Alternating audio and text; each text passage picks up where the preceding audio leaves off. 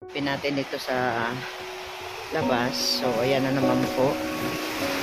Medyo malakas na naman po yung ulan at meron na namang kidlat. Ayan, guys. Yun, madilim na naman. Ano na po dito, alas 6.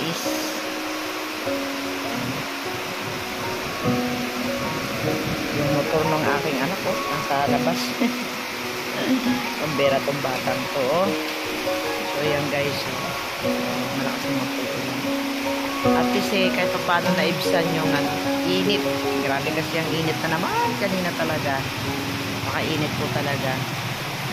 So guys, mag-ingat lang po tayo sa ating paglalakad-lakad. Ayan po. So, nagano po ako nung sampay. Ayan. Ayan na, marami na naman po akong tiklopin. So, tingnan natin dito sa labas. So, ayan. Tinanggal ko na po yung sampay. So, dito, yan, naanggi. Dito sa labas. So, ayan po yung labas namin. Yung hagdan. Ayan, bumabaha na po sa baba. Ayan, tubig niya. Yung sa motor. Ingat lang po tayo, guys. Ayan, kumikidlat-kidlat. Malakas po ang ulan. Tour na. Tour. Inaano ko kasi yung mga anggi-anggi. Alam niya, may bahay dito ay maraming ano. So, yan.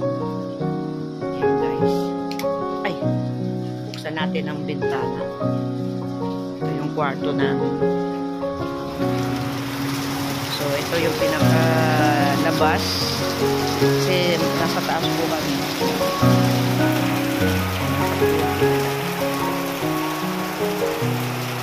Mataas sa second floor kasi yung bahay namin. Bahay nila.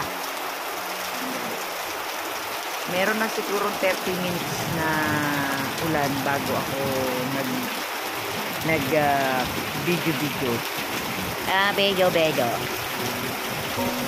Lumang bahay po ito, guys. So, ang bintana po ay kapis.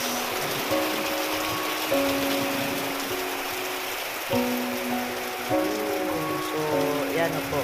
Ginawa ng pinikatan lang ng parang sticker. Kasi masyadong maalit-abot dito sa bahay.